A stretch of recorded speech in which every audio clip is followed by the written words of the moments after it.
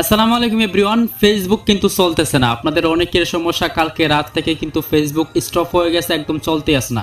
তো আমি অনেকক্ষণ দেখলাম যে আমি এখান থেকে সরাসরি আমার মেসেঞ্জারটিকে ওপেন করছি, তো মেসেঞ্জারে কিন্তু কথা বলা যায়। আমি আপনাদেরকে ভালো করে দেখাচ্ছি। যেমন ধরেন আমি যদি এখান থেকে একটা আইডিতে চলে আসি, দেন এখান থেকে আমি যে কোনো আইডিতে যদি একটা লাইক করে দিই, দেখবেন আমার সেই লাইকটা কিন্তু সেন্ড হয়ে যাবে, ঠিক আছে। তো এখন কথা হচ্ছে আপনারা কথা বলতে পারতেছেন কিন্তু ফেসবুক মেসেঞ্জারের মধ্যে, কিন্তু ফেসবুক চালাতে পারতেছেন না। কিন্তু মেসেঞ্জার যদি আপনার ওপেন থাকে তাহলে মেসেঞ্জারে আপনি কথা বলতে পারবেন, কারণ আমি নিজে দেখি যে মেসেঞ্জারে কথা বলা যায় কিন্তু ফেসবুক চলে না। তো আমি এখান থেকে সরাসরি যদি আমাদের ফেসবুক অফিসিয়াল অ্যাপটিকে ওপেন করে নিই, আপনার এখান থেকে আমি আমার ফেসবুক অফিসিয়াল অ্যাপটা ওপেন করে নিব। তো আমি অনেক চেষ্টা করলাম, কালকে রাত্রে আমি দেখলাম যে ফেসবুক চলতেছে না। আমি ভাবলাম যে আমার সিমে হয়তো সমস্যা রয়েছে, এই জন্য আমি আমার অন্য একটা সিমে এমবি লোড করছি। এমবি ভরার পরে আমি সেই সিমও দেখলাম যে সেই সিমটা তো চলতেছে না। তো পরে আমি বুঝতে পারলাম অফিসিয়ালি কিন্তু ফেসবুক বাংলাদেশ থেকে ব্যান করা হয়েছে।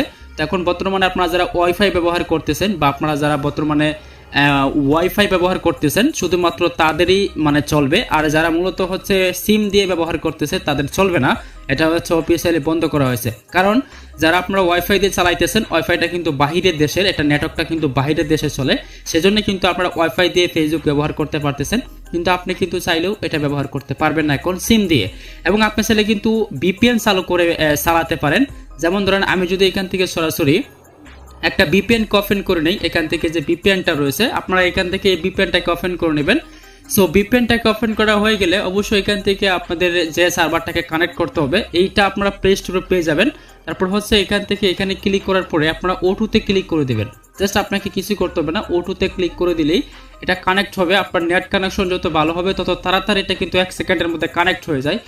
আর গাইস হ্যাঁ, যদি আপনারা ভিপিএন ব্যবহার করেন তাহলে কিন্তু আপনাদের সমস্যা হতে পারে। যেমনটা ধরেন আপনার ভিপিএন চালু করার কারণে আপনার ফেসবুক অ্যাকাউন্ট কিন্তু নষ্ট হয়ে যেতে পারে। কিন্তু এখন বর্তমানে যদি আপনি ভিপিএন দিয়ে ইউজ করেন, আপনি যখন একটা ভিপিএন আপনারা ইউজ করবেন বা একটা ভিপিএনকে আপনারা কানেক্ট করবেন, তখন দেখবেন ফেসবুক আপনার চলতেছে। কারণ আপনি যখন ভিপিএন কানেক্ট করে চালাবেন তখন কিন্তু আপনারা চলবে। আমি কালকে রাতে দেখলাম যে ভিপিএন দিয়ে চলে, মানে ভিপিএন কানেক্ট করলে এটা ফেসবুকটা চলে, কিন্তু ভিপিএন কানেক্ট না করলে চলে না। কিন্তু এখন কথা হচ্ছে যদি আপনি ভিপিএন কানেক্ট করেন আপনার ফেসবুকটা নষ্ট হতে পারে। তো আমি এই ভিপিএনটা কানেক্ট করছি না, হয়তো এটা সার্ভারের সমস্যা বা এটা অফিসিয়ালি ব্যান করা হয়েছে, পরবর্তীকালে এটা হয়তো আবারও অন করা হবে। কিন্তু আমি যদি এখন ভিপিএন দিয়ে চালাই, পরবর্তীকালে আমার এটা অ্যাকাউন্টটা নষ্ট হয়ে যেতে পারে। তো অবশ্যই আপনারা যারা মানে একদম ইমার্জেন্সি রয়েছে, যারা ফেসবুক চালাতেই হবে, এরকম হলে আপনারা প্লে স্টোর থেকে যে কোনো একটা ভিপিএনকে আপনারা ইনস্টল করতে পারেন।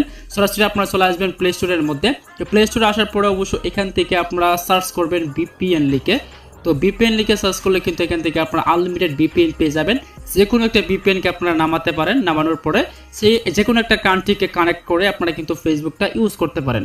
তো আমি ভিপিএন কানেক্ট করছি না, কারণ আমার এখানে অনেক ইনফরমেশন রয়েছে, আমার অনেক মোবাইলে অনেক কিছু রয়েছে যেগুলো হ্যাক হতে পারে অথবা আমাদের নষ্ট হয়ে যেতে পারে। সেজন্য কিন্তু আমরা ভিপিএনটাকে অন করছি না।